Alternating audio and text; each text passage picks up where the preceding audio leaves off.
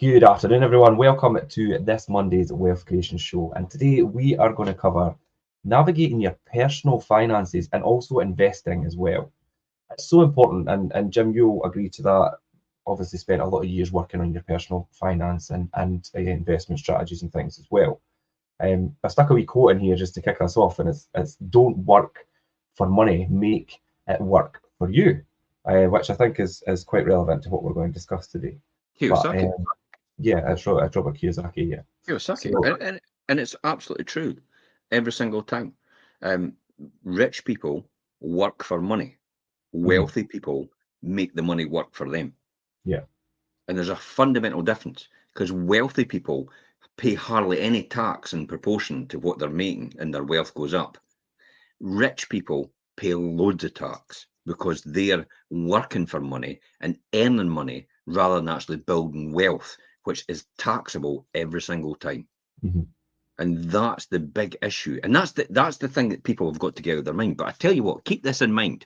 And I'll tell yeah, you this. Okay. If this is a really good analogy to look at, or a good example to look at overall about where you are right now, because everybody thinks they're the poor relation, by the way. Everybody thinks they're hard done by. But let me just put this right into perspective.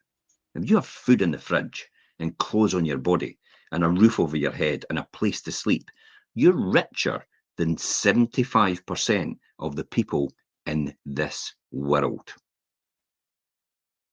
That's unbelievable, isn't it? yeah. If you have money to spend as you wish and the freedom to go anywhere you want, you're among the top 18% of the world's wealthiest people. That's a startling statistic, isn't it? A lot of people just take that for advantage. If you're alive today with more health than illness, you're more blessed than 1 million people who will not survive this week. 1 million. That's quite a startling one And to. lastly, if you can read and understand this message, you're more fortunate than 3 billion who cannot see, cannot read, and cannot access the knowledge and the information that surrounds us today. So, life is not about complaining, it's about prioritizing the countless other reasons to be grateful and happy for what you've got right now. I think that people take for granted what they actually have and constantly look at the other side of what they don't have rather than what they have. And like you say, even if it comes in education, basic housing and living needs and things that we've got in this country, everybody's got something to moan about. And it's like, do you know how many people Yep. in the world don't even have anything close to that? And you think that you're hard done by. So people take a lot for granted, and it would pay dividends for people just to take a step back and realize what they actually have, and then work from there rather than the other way around. Definitely. Yeah. But yeah, obviously, but like you said, Jim, as well, there is a fundamental difference from people that are rich and people that are wealthy. Some work for money, some obviously make the money work for them, and whether that's mitigating tax properly and things as well, while they do that, that all kind of falls into proper financial planning as well. I mean, how important is financial planning in any strategy when you're trying to build wealth? If you fail to plan, you plan to fail straight away. Yeah, yeah, Ultimately, that's what happens. And financial planning's got to be the most important thing. And I tell you what, it sounds like bore fest. It also sounds complicated, but it's not that complicated. Financial planning is so simple. I mean, let's just break it down to the fundamentals here. yes, Do you have a bank account? Yes. yes. Sorry, yeah, Can you get a download of everything in your bank account onto a spreadsheet? yes, Yes, you can. That's all you need to do. And then all you need to do is categorize everything in the income on the top and put the number next to it for what's in your bank statement, what you spent it on month by month. If you're doing it month by month, if you're doing it by year, you can do it month by month in the beginning to get used to it, and then just tally it up at the end, and it becomes the year for all your bank statements yeah, that you've done so far. So you can actually take the last 12 months bank statements, and that will give you a run rate for the income for the year. So if you've got your salary coming in, so you've got salary for the 12 months, you've got that told, and then you've got your miscellaneous other income. You know, you maybe your side hustle, or maybe you're a DJ, I don't know, or you're doing something.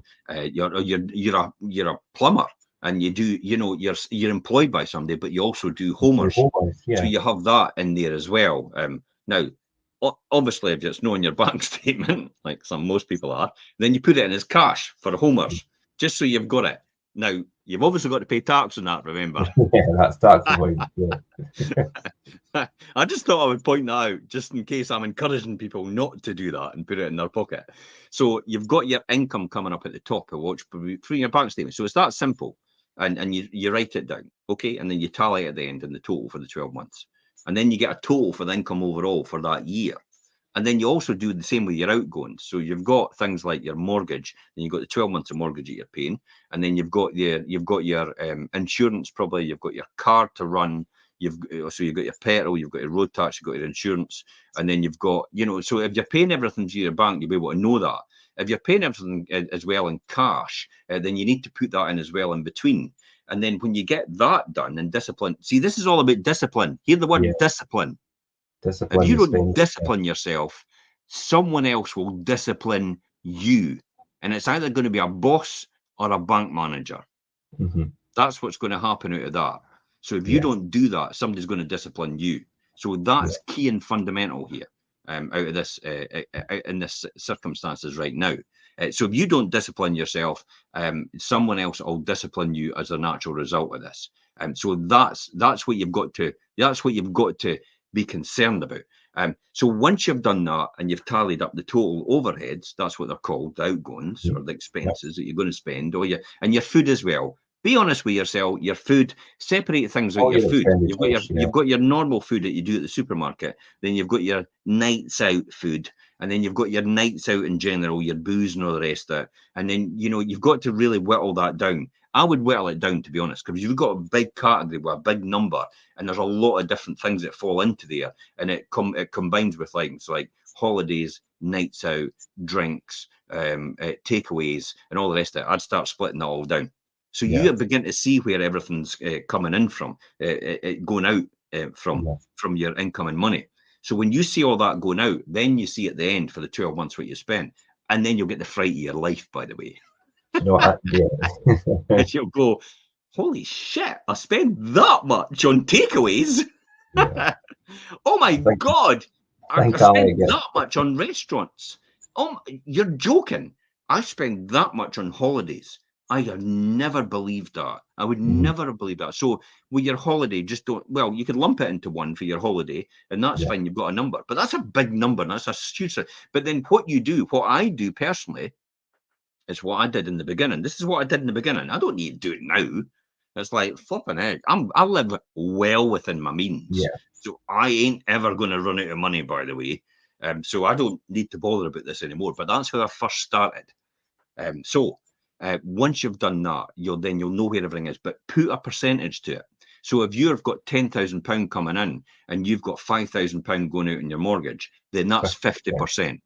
Okay? So that's 50%. That's half of that. And then put a percentage next to all your expenses. And then you'll know exactly the highest percentage that you've got. So then you start going down highest percentage. You go, wait a minute, mortgage is the highest percentage. Can I actually change that to a different mortgage? Will I be able to do that? The next one is probably come to your car. Car's usually the biggest one. Oh my God, we've got 2 cars running. Do we really need that other car? Can I not just take the bus or do something else? These are things I considered. At one point, Elaine and I had never had a car. We walked everywhere because we realized that we're paying a fortune for cars, and we just didn't want to be able to afford that and pay all that money out for that. So we got rid of our cars completely, because I worked at Balfours and Leiden and she worked at Diageo. Which you could walk to in 10 minutes. Just walked to our work. We were literally, I just fell out of my bed and rolled into my work within 5 minutes, because I was in Durwood Street and Balfours was just in Riverside Road. I just walked through the Pend at the centre and I was at my work. Woohoo! Like, get up at 8:30 and I was in for 9. Even had my breakfast and got washed and dressed at the same time. Easy as that. Ready to start. And that's the sort of thing. That's the sort of thing you've got to focus on. So where can you eliminate costs when you see all these big expenses? I mean, food budgets. Do you really need to buy branded stuff? do you really need Weetabix? Does it have to be Weetabix? Could it no be, like the own brand Weetabix? Because to be honest, they're just the same. Weetabix are something that I eat, and I used to be like that with the brand, and I don't anymore. I used to be 'Cause Heinz beans, but yeah, Heinz beans is £1.25 a can.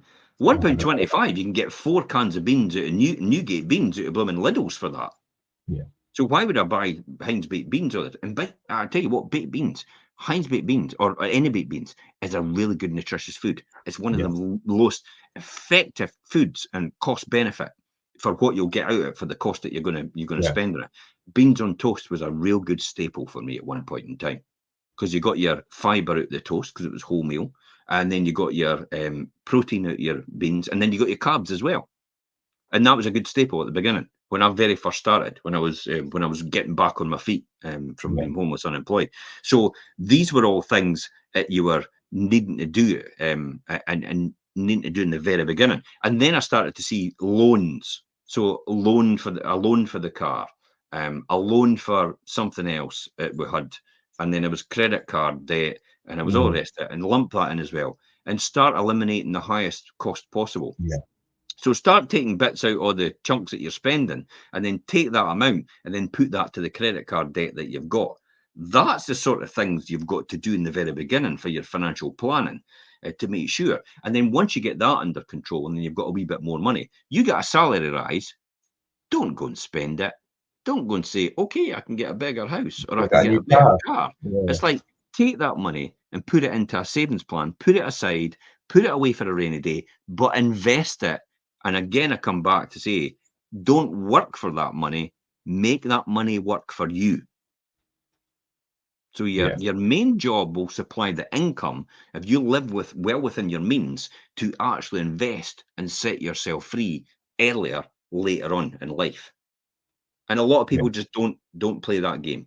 Dave Ramsey talks about this a lot in Mhm. terms of how to do it. Scott Galloway talks about it a lot as well. It's like, no, stick to your job. Just keep doing your job, but actually do it very well, and actually Yeah, start getting promoted and start getting more money, and then don't live within the means that you had before. And then what to do is take all that extra money and start putting into investments and let all these investments work for you in the background while you're working away at your normal day-to-day job. And then at some point in time, because these are one-off investments that you're putting in, right? If you really, really need that, then you can keep that money for that month and then just start it and put it back in again next month. But I religiously discipline myself all the time. yeah. I put away 900 quid a month religiously, and I've been doing it for the last 20 years. It's like, why would you put away 900 quid a month? Because I do. And you've got yourself into that habit and disciplined yourself into that habit of Yeah. doing it. Yeah. And that's just one. I put away a lot more than that. Yeah.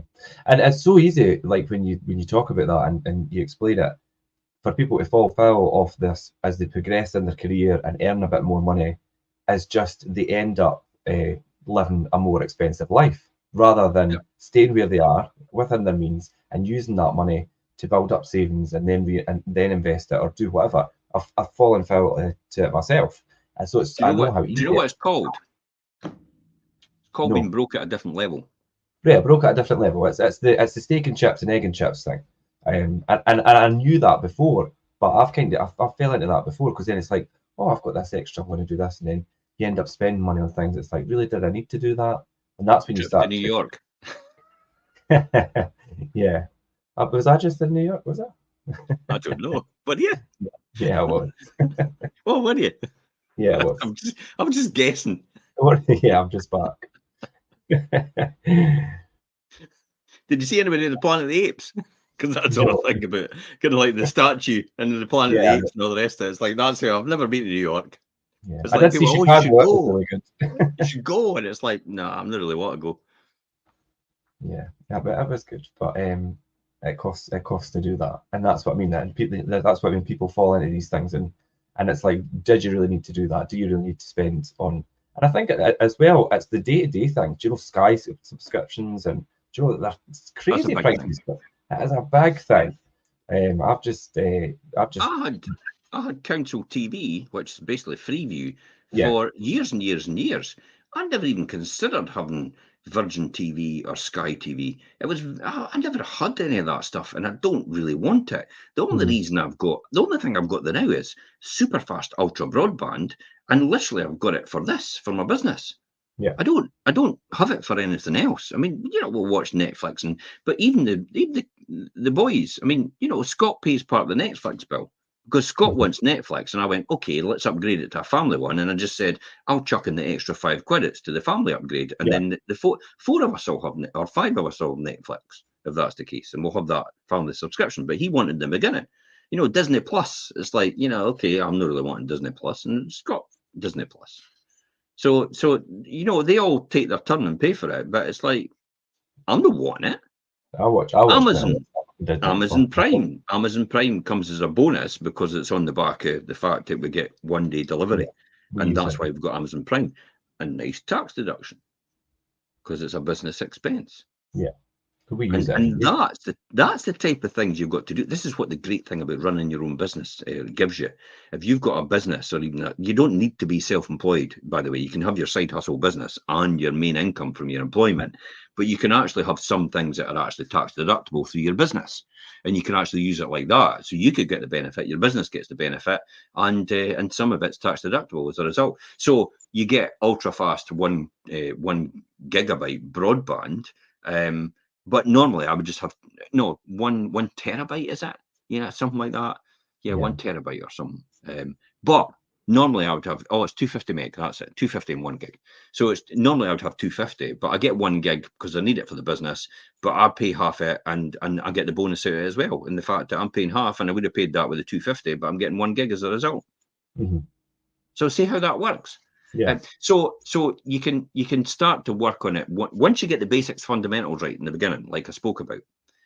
Just getting the outgoings and the incomings and the outgoings, and then mapping it out for the last 12 months. You've got to do this. You have to do this. If anybody's listening, if you're listening and you're watching this, you have to do this. Again, I'll say, if you don't discipline yourself to do this, someone else will discipline you for the rest of your life. And for me personally, I wasn't up for that. Not for the fact that I'm rebellious. It's the fact that, I'm savvy enough when I was younger to realise that, I could do something good.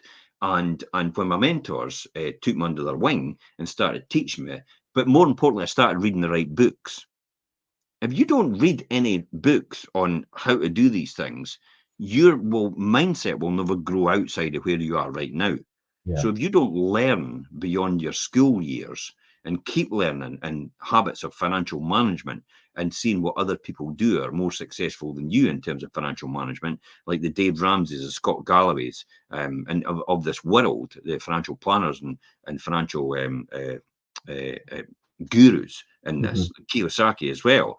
If you don't do these sort of, Buffett as well, if you don't learn from these type of people and get enough information in, you will be stuck where you are for the rest of your life. Now, hands up, who is happy with where they are right now? I am, actually. I am, but I want to be in a different place. Well, you're not then. So you're not. So don't kid yourself. You're just saying, I am, but I'm not. It's like, no, you're not. So you're content. Let's say you're content, but you would certainly want some more. Everybody wants more. Everybody wants the result at the end, but nobody wants to pay the price to get there. And that's the key. That's the key thing. It's a journey you have to take, and that journey is going to be different for everybody as a result of that. And financial planning is where it all starts. So it sounds complicated, but it's not. It is the key single driver of prosperity. Yeah, you're absolutely right. And obviously the financial planning, it all comes into obviously looking at these, your financial activities and your expenses and your budgeting and saving and things as well. And then obviously then in turn looking at investing, which is obviously different. And that involves then obviously deploying your funds that you've saved and things that you've worked towards having, and then putting them into various assets, whether that's property investment, whether that's whatever your side is. And real then estate, having, Richard. I would never come away from this. Real estate is my thing. Playing the market, doing stocks and shares, individual things. I've had a wee dabble at it before. I am not the expert in that field. I've just taken other people. I do know how to measure earnings per share. I do know how to measure, income ratios and stuff like that. I do know how to measure gross margins, net margins. I do know how to take exceptional items out and say, EBITDA which is earnings before tax. Yeah. These are all these different things you need to know if you're going to invest in companies and you're going to look at individual stocks.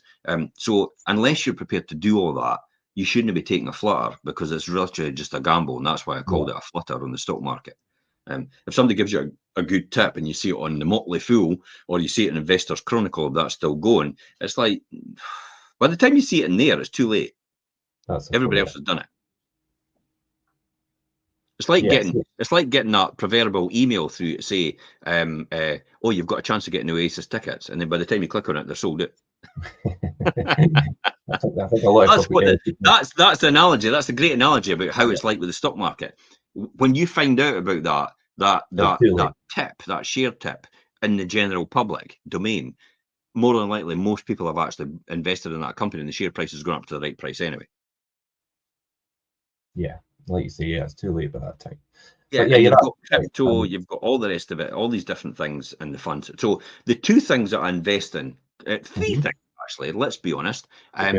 My companies, which is the letting agency, which is the sales agency, the estate agency, the property investment vehicles that I've got, the companies, the investment vehicles I've got, and then my pension. That's the things I invest in. And you know, our own house now is an investment, because we have our next house anyway. So all the gains from the point that we bought our next house, or we've got our next house, will be actually gains that go to us, which are tax free. Yeah, I put a wee note in here about things that are obviously why, like, your personal finance is important, and in there's obviously your home, your retirement, and obviously funding, like maybe a better education to do something different, or these are all the things that are up there. And obviously, financial planning and doing smart investments will allow you to be able to do these things. Envelopes. This is why people do envelopes. You know, the old thing, like my mum never used to do this, but I know some people's mums, they had the tea jars, you know, different ones that they put. That's the money for the gas. That's the money for the electricity. That's the money for that. And that's the money for a rainy day. And they would always have that, and they would discipline themselves to do that. However, that method actually reduces in value the cash, because it's no longer earning any money, and inflation's eroding away every year, because the price to buy a pint of milk a year later is more than likely about 2 or 3% higher than it was at the point when you had your cash. So that's why you have to put short-term deposits on things like, you know, accounts that will maybe give you a good rate of return, or possibly in you know, ISAs. But then you're getting £1,000 in interest-free tax. No, sorry, £1,000 in interest tax-free every year as an allowance. You get an allowance for earning interest up to £1,000 a year tax-free by the government. So what's the point of having an ISA then, if that's the case? Because if you're only getting 2%, and then you take £1,000 on 2% and divide it by 0.02, you've got to have 50 grand in the bank to earn at 2% to earn that £1,000. Nobody's going to have 50 grand. Well, hardly anybody is going to have 50 grand to do that, to earn that. So there's no point in having an ISA then, if that's the case, because then ISAs usually lock you into having some sort of 3 or 4 months before you can actually take it out as a result of getting that higher interest rate. But if you're only getting 2% or something like that, then you're probably better just. I had a conversation with someone the other day, actually. I says, you'd be better just paying off your mortgage, because they were talking about an interest-only mortgage. Oh, this new ISA mortgage. It's like, sorry, ISA mortgage. Apparently, an ISA mortgage is something like the old endowment policy mortgage, which is you paid the interest only on the mortgage, and then you had an endowment that ran alongside to pay it off, which was a false economy, because it worked out wrong. And now they're promoting the ISA thing. When I'm like, well, if the ISA is only making you 3% and your mortgage is 6%, pay the bloody mortgage off. Yeah. That would be the sensible thing to do. You're losing money. Unless you need that cash at some point in time in the future, that's the only reason you would do that. But the ISA's there to pay the ultimate off anyway. So you'd end up paying more in the long run having that type of mortgage. So why would you want that? Why would you want that? That's crazy. And it's only the reason you'd want a mortgage like that. It gives you a low payment entry into house ownership, is if you were taking the excess money that you had and actually investing it in something else, which will make more money than the mortgage. after tax, by the way, Yeah. because it'll be a secondary income, so it will be taxed. So you'll have a certain amount of tax to come off of that. So then you've got to work out with the tax off of that income that you would generate outside of that with your savings that you've put into there, that it's actually going to generate more savings, more investment return than actually your mortgages as you're paying. Yeah. Yeah, I mean that kind of model, like you say, I mean, in my opinion, you're like put your mortgage down rather than do that. But people get sucked into these things and don't really understand them, and that's how they end up obviously out of pocket, for a better word. Do you think it's because they listen to the sound bites? You know, Possibly. like somebody comes on really successful, like Kiyosaki, and says, "Oh no, you should never pay off your mortgage." And you know, I say that as well. But people take that soundbite in isolation.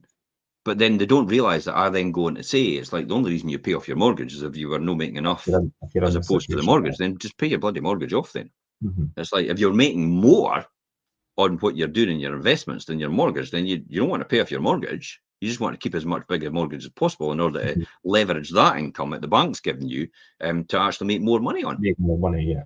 Yeah, that's the only reason you would ever do that. Otherwise, you just pay your mortgage off. Mhm. Yeah, Or that or makes you would sense. keep it in, or if you were a buy-to-let landlord, we love interest only because interest only then keeps it like a cash flow business, if that makes sense. Mhm. You know, you've got your income at, 500 quid rent, you've got your interest on your mortgage, which is 250. You know it's 250 you've got to pay tax on because that's the cash that you've got left as well, because you're not paying anything down out of that cash towards your capital repayment. So therefore you're taxed on the 250. So therefore, if you're taxed on the 250 and say it's corporation tax, you're left with £200 out of that after the corporation tax. So then when you know you've got that 200, that's when you're able to work out exactly where you stand, as opposed to do I actually pay my mortgage off with that 200 or don't, based on what that income's going to make and how much you put into that property in the first place. That's the sort of things you've got to think about Yeah. overall in terms of what your personal finances and your retirement and your wealth and your long-term goals and everything. So there's an argument to pay off your mortgage. There's an argument not to pay off your mortgage. At this point in time, I Depending ain't on the paying off my mortgage, circumstances. but I do have an offset, which is good. Yeah, So it is paying off a mortgage. it's got quite a good offset. Yeah, it's just Yeah, the full amount getting paid down to capital repayment every month. yeah. So we touched on it slightly there, and I was going to. So let's talk about like generations and who should really be concerned about their personal finances and investing, and what age and things. And I mean, the simple answer is really everyone. Whether, I mean, you're never too young or never too old. I think, regardless of your age or what your income is, or do you know, even we even speak about you know, your kids starting kids pensions for when they were from their birth. Do you know? So you're never too young. Obviously, they can't do it personally, but you could do it on their behalf. And a You lot can of do it on people their think, well, behalf, and everything that goes in up to the lower rate pension payment actually attracts the tax back from the government. So mhm, there, and it's the income that is getting paid in from members of your family, like your grandparents, grandparents and things, like yeah, your mother and father, to that child's stakeholders pension account. yeah, Or any pension that's for a child that can hold, and they hold it in trust, and you're the trustee until they hit 16, and then they took over the pension mhm, for themselves. So that's a definite win-win situation. The compounding effect over the time of 40 and 50 years. By the time they reach the age of 50, they'll have a you could sort it, fortune. yeah, They'll definitely, have a fortune, and they'll not be working till they die because they'll have that income and no one else has done. But this is not about accumulating as much wealth as possible. This is about accumulating as much wealth as the other person. mhm, It's in your area. yeah, So why do I say that? Is because if you all retire on the same income, you're all going to buy the same stuff and you're mhm, going to have the same lifestyle. You're not going to have anything different from anyone else. So if you and I would assume that most people want to have something more, and they don't want to be average. yeah. Nobody sets out to be average, do they? What are you going to be when you grow up? I'm just going to be It's just average. going to be average. No, nobody says that. It's like, no, I'm going to be a spaceman. I'm going to be I'm going to rule the world. It's like that's what you said when you were a child. It's like nobody was asked and went, I'm just wanting to be average. No, that's never going to be the answer. But I think So as well, you always want more. So the key is to do a bit more in the very beginning to compound, to be way beyond. This is the tortoise and the hare, isn't it? yeah. The tortoise starts off in the beginning. It says, I'll just put 1 pence through, and then I'll put 2 pence, and then I'll put 4 pence, and then I'll put 8 pence. And the hare's like, I'm fucking going for it. And then the hare's gone for it. And then after about a couple of, like, 2 or 3 years, the hare goes, I'm not getting anywhere. Oh, Burnt out, nothing left. and gives up. Yeah. Where the tortoise goes, 250 pence, 256 pence, 500 odd pence, and then going through all these different scenarios of the extra money that they'll get as a result of what they're doing. And that's the tortoise and the hare thing. Overall, it works every single time. So I am a big fan of compounding wealth over that period of time, definitely, and making that money work for you while you're away doing your day-to-day job. So the day-to-day job is what provides for your living. What you do outside of that provides for your lifestyle. So what this all comes down to, the tortoise and the hare, the compounding effect, investing in pensions for birth, and this is all financial education, which is something that isn't taught. Yeah. It's not taught in schools. It's not. Do you know unless you children have the should be initiative taught or financial somebody. education at 7 years old? Yeah. Children should be taught and should understand financial education at 7 years old. Yeah, and like what we're talking about today and these kinds of things, a lot of people, probably even people my age and probably even like older, they've probably never have heard it. And it's like, because it's never been taught to them. It's never been explained to them. Who wanted to be a shopkeeper when they were younger? Who wanted the till at the checkout? Yeah. Who wanted to hand out the money? Who wanted to count the money? I always used to love counting money. When somebody says, go and count all that money, I was like, yeah, here we go.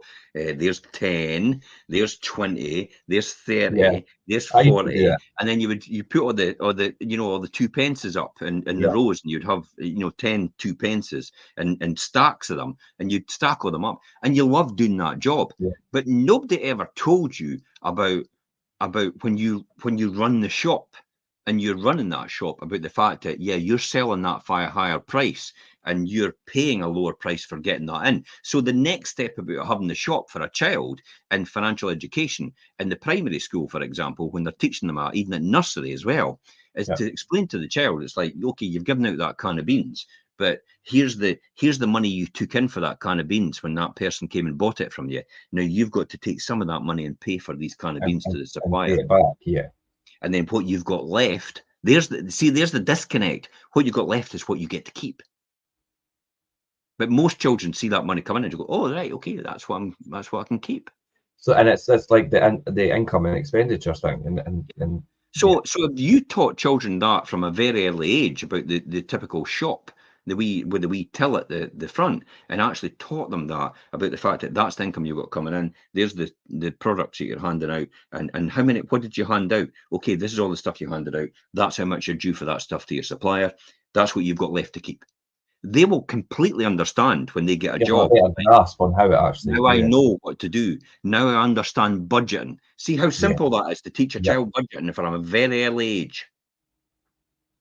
Yeah, and it isn't something that's rolled out in the curriculum that's in schools. Because the next step out of that is, could you imagine when the child gets to about 12 or 13, gets pocket money, and then says to themselves, okay, what can I do with that pocket money?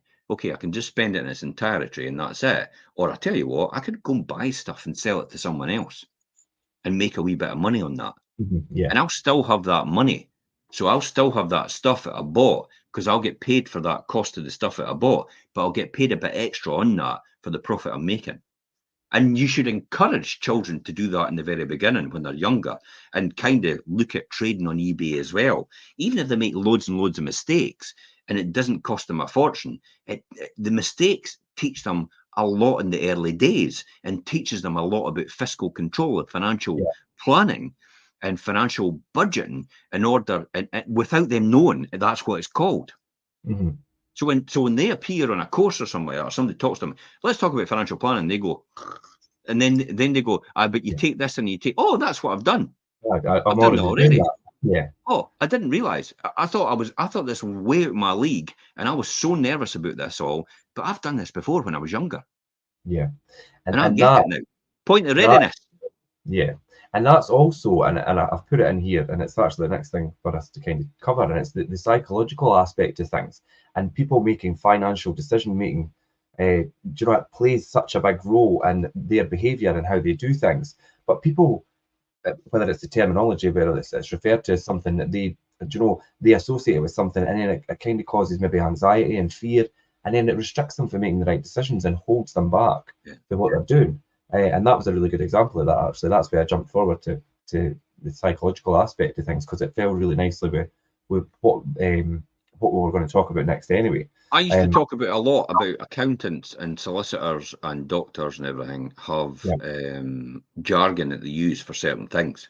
Uh-huh. And the reason accountants especially you talk about assets, liabilities, and debits and credits and all the rest of it, Yeah. and cash flow and gross profit and turnover. It's like, and I used to, for ages when I started accountancy, I was like, is turnover and revenue the same thing?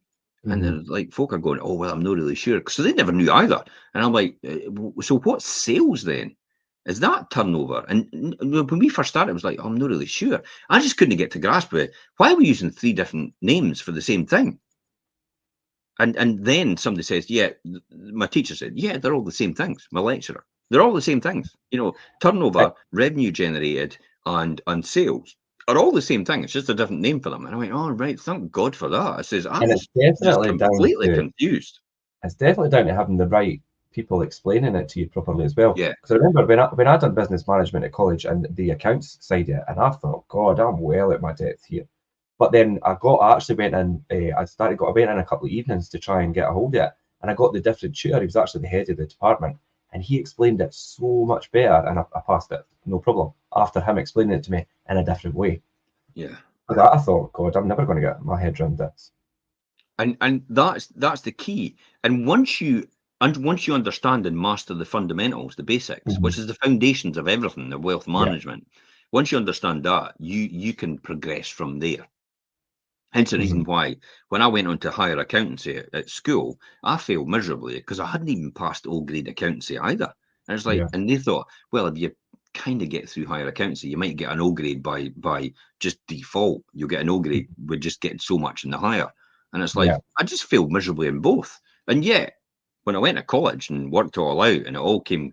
So, see what I mean about the failure I experienced at school actually probably benefited me when I went to college and learnt the same thing all over again. Because then I started to, oh, right, that's debits and credits. I don't mind about that. It's like, credit out, credit interior and debit outside at the window or something like that. That's how they did it. Hmm. And I was like, okay, I'm now beginning to get this. This And is then this some of this is coming together again. And then you realise that you actually did take some of it in the first time round. It just wasn't maybe Yes, but see processed. what I mean about failure teaches you. Failure Hmm. probably teaches a lot more than actually success in something. Yeah.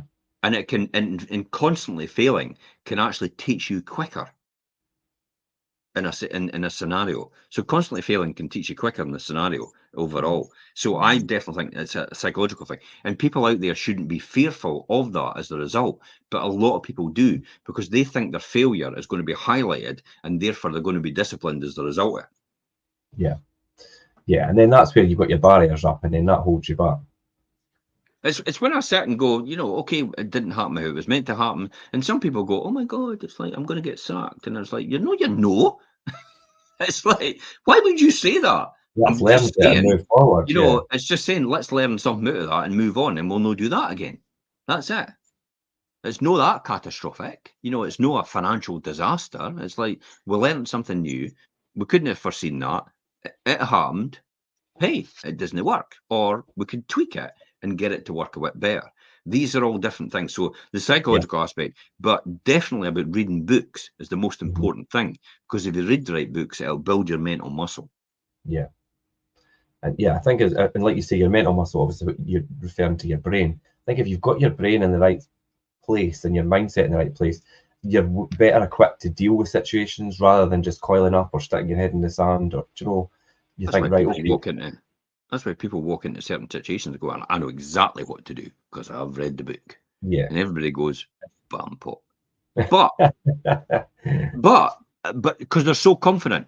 Yeah. They're so confident in what they're saying. That's why everybody goes, And some people sneer at you, for that reason. And it's because of that. But the more knowledge you have, the more confidence you'll build. Because with knowledge comes confidence. Yeah, definitely. It reminds me of a wee story when I talked about that, about the failure and all the rest of it. And an employee is you really just show up and you work your shift and you're done, and that's pretty good because that earns you an income, and there's no risk involved in that really. You just need to make sure you're on the right side of it and you do your job effectively and efficiently, and then that's it. But for some people, that's really attractive. The downside of running of a business is in the beginning that you're way overworked. So your side hustle, you will be way overworked and you'll be underpaid in the very beginning. And at that point, people will actually call you crazy. That's what they did with me. It was like when I was walking along with the ladders and the cleaning stuff on a Saturday afternoon when people are out the back in Taylor Street and Aberhill, having a barbecue and drinking and going, With yeah, a can look, of beer there's and Jim. yeah. Ha, ha, ha. There's Jim walking along cleaning his houses again. There's wee Jim Wees, his ladders and his steps and, oh, poor Jim. And it's like, oh, well, we're having a great time in a barbecue. And I was like, I'm going to show you. And they were going, why would you do that?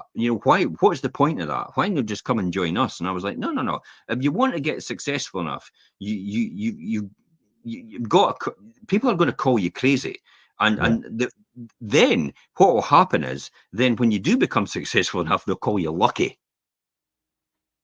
That's what comes next. No, and if you get too successful, this is what's going to happen. Some of them are going to resent you. That's exactly what happened in my situation. Some of them actually resented me because then they found out one day I moved out of my flat where they were as well, and I moved into a house which was, I think at that time, was 10 times the value of the flat. And they were like, what? How did you manage to do that? And I bet some of them didn't speak to you after that. Oh, God, resentful. Completely. Because I had some of the houses in the street as well rented, and it was like, let's pick on Jim and let's focus on him. They used to make up stories about some of the, the tenants and that, and it's like, and then the councillor would come to me and say, the local councillor, and say, well, they've said that this is a problem and this tenant's a problem. I went, what number's that? Oh, that's 27. I went, that's no mine. Oh, right, it's no yours. Because they just wanted to make up stories about me. So some of them came really resentful. Appeared at my door one time as well. For nothing that was mine, just wanted to have a go because of that. Yeah. So, but everyone forgets the tough times and when it was shit and when you were not paid well and you had to work 24/7. That's what they seem to forget. Yeah. It's like they think you just landed on your feet and all of a sudden you were so successful and all this money came to you overnight and you were so lucky. And that's how they become envious. But they don't realise the crap that you went through in the beginning and the 24/7 that you had to work all the time in order to get where you were. Because what happens is that side hustle that you had, that you work 24/7 and you put all your effort into, then becomes greater than your full-time job. Yeah. Then that's the time you could think to yourself, do I have other choices in my life now? That's the time that you think about that.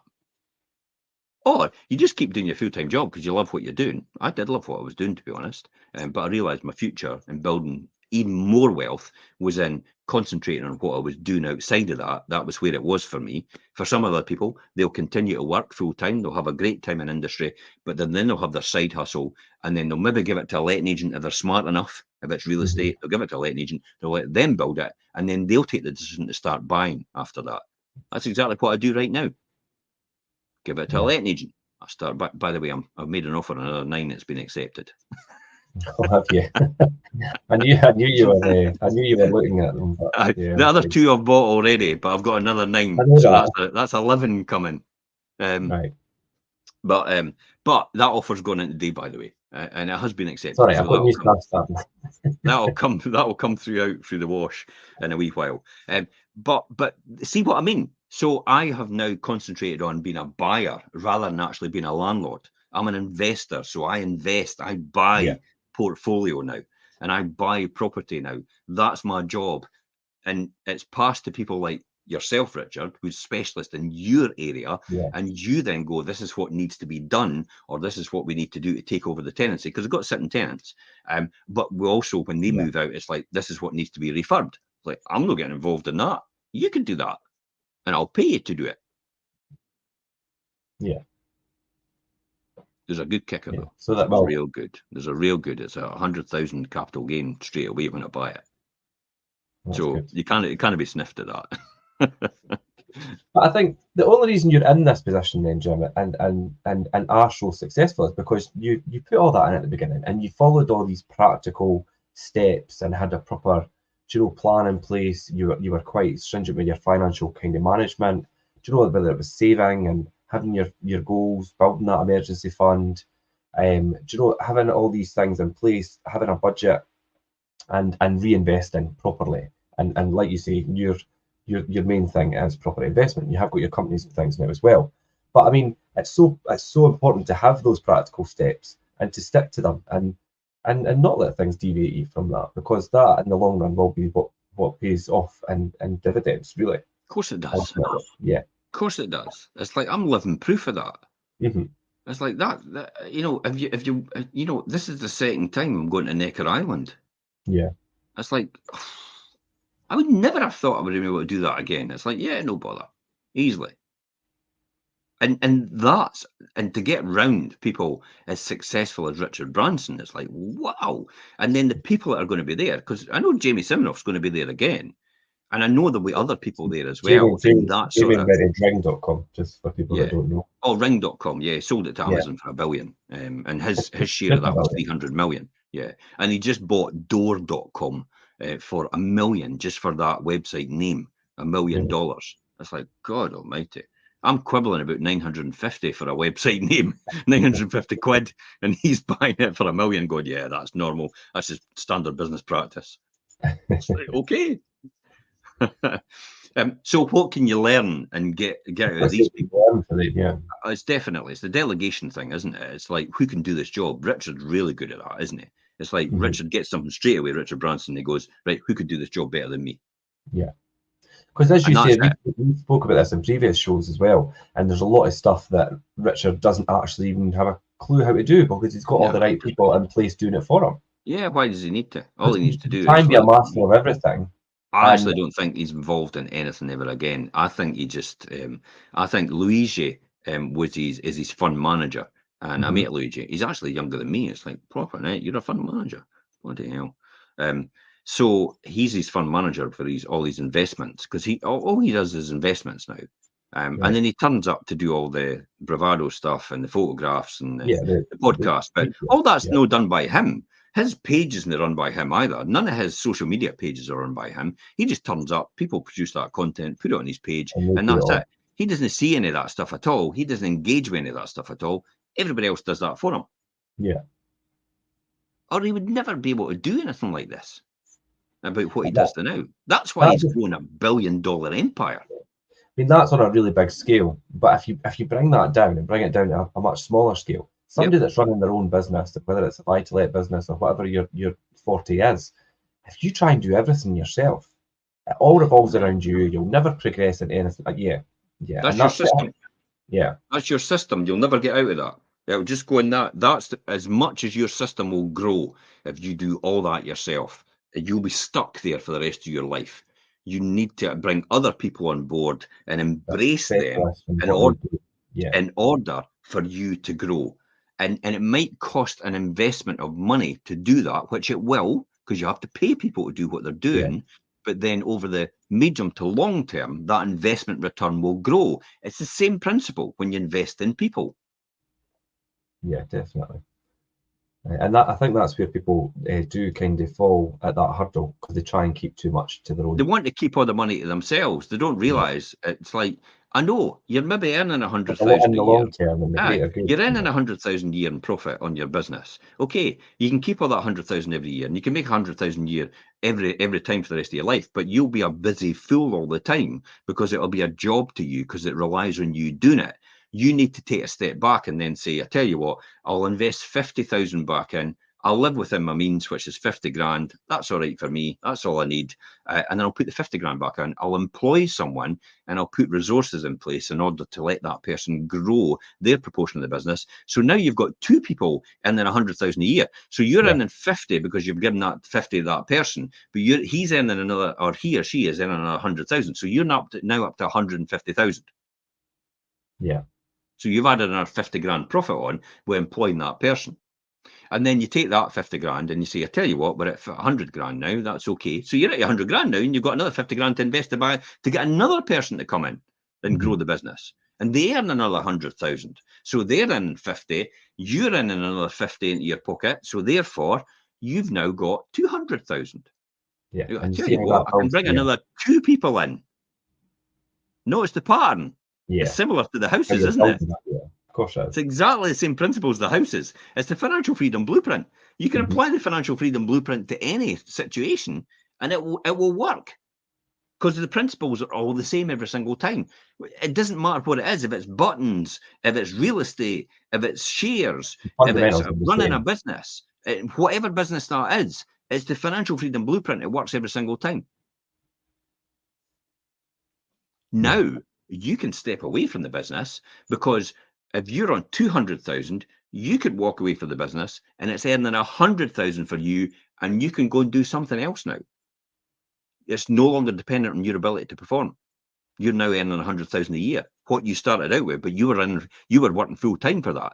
You're no longer working for that at all. You're now an investor.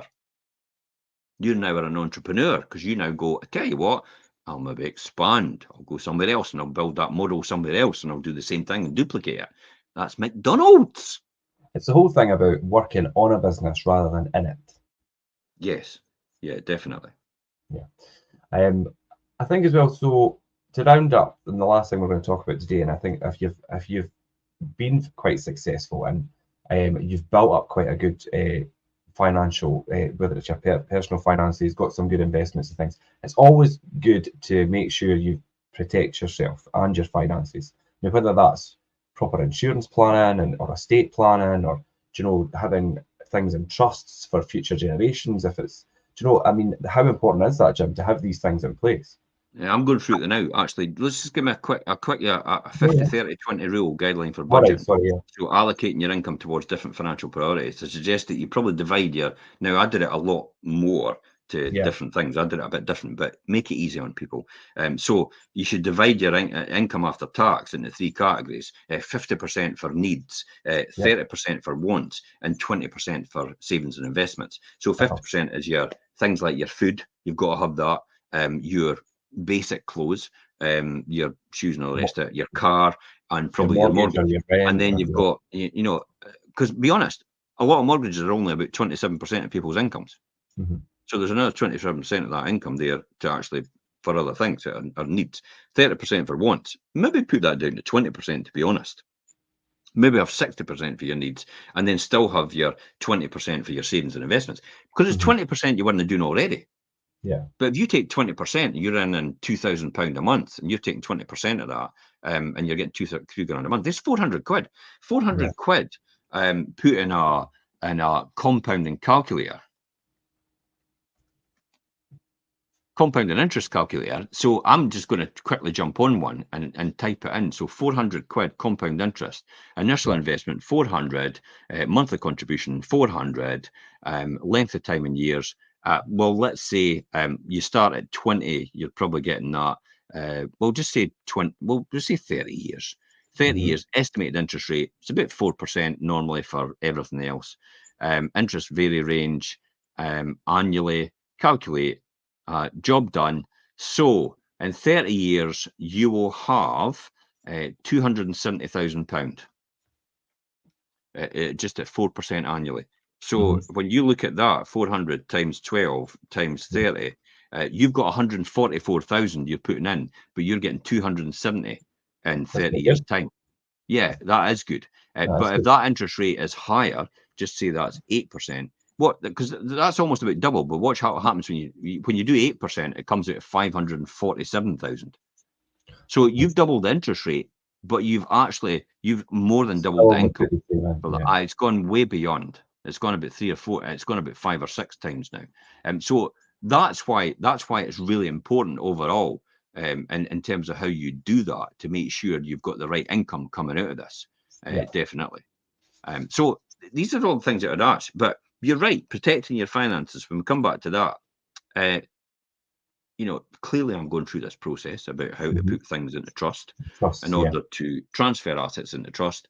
650,000, that's why I know about it, between joint spouses. You can transfer, and you have a 7-year gap. So the 7-year potentially transfer, once that 7 years elapses and you're out of that after transferring 650,000 worth, you can do another 650,000 or whatever the inheritance tax rate is, the personalised for each again, and you can do it for another 7 years. So the example is, if you've got 650,000 times 4, because you've got 4 sets, 20 years time, you could transfer 2.6 million. Now, trusts are different though. Any income though, given to the trust, will be taxed at the high rate. And as I said before, the basic rate and all the rest of it when the person's paid out. But if you don't put any income in, you just got the assets there because it's own shares. It's taxed at something like every 10 years you have to pay 6% on the value of the trust. It's another way of doing it. But then you're going to get nailed with 40% anyway. So you're only paying something like 6%. It's maybe 9% actually, but you need to live 40 years to lose that, if that makes sense. Or you'll be paying 40% tax on it anyway. Yeah. So it's kind of, the government kind of still get their money, but if you play it right and transfer enough, and it will be more beneficial to do that. And plus the fact, it's protected assets then. It's assets that's protected. It's not something, because if it's in your name, it'll all be sold off and liquidated. And then if it's earning money, God forbid, if it's earning money, you're chopping down the tree that bears the fruit. So it's the income you're generating from it is more important for the trust then, from then on. And so that's why in estate planning, insurance planning, fraud. I've got insurance on Elaine because she's got certain mortgages I'm not comfortable with. So if anything happens to Elaine, it'll pay off these, so I don't need to sell the assets. Yeah. So that's why I've got it in there. And it's safeguarding against potential risks and vulnerabilities. Individuals can preserve their hard-earned wealth, like myself, and ensure that it's a secure financial future for myself and also for my loved one. I mean, if anything, why would I be doing it? I'm not doing it for myself. It's like, I like doing it and enjoy doing it, but it's just me. That's my mentality. I could be doing it with buttons and I could be doing it with bottle tops or anything, but I just like building something and building wealth. Just so happens the same principles apply to making money, I suppose, and investing strategy and creating wealth. That is so important though, because I think about that. I mean, God forbid you were to build all of this and not have it set up correctly, and something was to happen to you, and it would all get lost. And it's all about building your knowledge and education and things as well. And like obviously online courses and networking and things. We were actually at a training, it was a couple of years ago, Jim, when that guy was talking about Imagine trusts. having a tax bill of 2 million because you died. It's not something I would want. But that's a bugger, eh? I would come back for the dead. I would rise from the dead. I would deliberately say, "You're not taking me now, God. I'm going back." I'd like break out. The benefit of the trust and things was, I can't remember the guy's name. We picked it up a couple of years ago. You were listening to a guy at training, I think training Edinburgh. And he started talking about the trusts and things, and that's what made you start thinking. That's what set off. Yeah. So, and that just shows you getting yourself around the right people, learning the right things, educating yourself, is so important. Especially when it's you're taken me building a long time to accumulate that knowledge and information. From the right people, and actually work it out how it all fits, and then work it out as, by the way, I did trust taxation in accountancy when I did it, and I thought, when will I ever need that? Never need that. Bingo. 35 years later, yes, I need it now. Your point of readiness, yeah. Discretionary trusts. I was like, what the hell am I needing to bore about discretionary trusts and singular trusts and all the rest of it? And it's like, when will I ever need that? Bingo! 35 years later, I need it. And it's all coming back to me now. There's a song there somewhere. I think that's Celine Dion. I thought that. I'm not going to sing it though. Yeah, so I think obviously what we've kind of learned today is that obviously your personal finances and having a grasp on your investments and things is so important. Having the right plan, having the right people, having the right knowledge, they're all key factors and having this well-rounded, successful business or whatever you're obviously operating at the moment, whether it's just your side hustle just now or whether it is planned to be something bigger in the future. But I done a saying for us to round off today, and it was Warren Buffett, and it's the more you learn, the more you earn. And I think that's a really good way to finish off today, because you don't know what you don't know, as you always say, Jim, and I think that's really relevant in what we're talking about today. And even if you do know it, you don't know it's maybe beneficial to you until later on. Yeah, you can see that. The accountancy I failed miserably at school came back to be a great success and a great benefit to me later on in college. And then the stuff I learned at college and discretionary trusts and taxation then came back to today, and it's like, yeah, I understand it now. All these years later. Yeah. So it's all about being a continuous learner. And yes, I will reaffirm that same quote: the more you learn, the more you earn. And I think as well, it's never too late and it's never too early either. Buffett's great. Yeah. Warren Buffett's fantastic. The Oracle of Omaha. It's like drives about in a basic car, like $17,000. It's like a wreck, and he just drives about in that. And he lives in he earns $100,000 a year. That's all he has. He wears his less than $100 suit out of Sears Roebuck. His grey suit he wears all the time. He eats at McDonald's. That's not healthy, by the way, but he invests in McDonald's. So hence the reason why he eats it. And he drinks Coca-Cola because he invests in Coca-Cola. So there's no doubt, because of the eyeballs on him, he wants to promote the brands he invests in. So he buys businesses and he invests in businesses that are long-term wealth generators and creators. He doesn't do get rich quick. He loves get rich slow. Because get rich slow is the same principle as easy come, easy go. And that's what it is. You get it quick, you'll lose it just as quick. And that's a principle, actually. I've never discussed that with you before, Richard. That's one of the principles I always remember. It's easy come, easy go. You get it so quick, you probably end up losing it so quick. You take a long time to build something, and it's very rare that it actually demolishes overnight. Take a long time to break it down. Yeah, and sustainability is the key. Yeah, that definitely makes sense. So, but yeah, I think we'll finish up there then. But that was really good, actually, that session. I hope everybody watching enjoyed that. If there's any questions, feel free to drop me a line or give me a call. And we'll leave it there until next time. We will be back next Monday as usual, 12:30 for the Wealth Creation Show. Thanks for your insights, Jim. And that was a really good show today, actually. So perfect. I just need to work out where I'm going to get the money to buy these houses. Yeah, I know. We may have a show about that at one point in time. Maybe we should do workshops on that. Not public information, but we should do workshops on that. Yeah, so that's one for anybody that's watching, if you're wondering. Okay. Great, right. Thanks for that, Jim, and thanks everybody for watching. I will see you all later.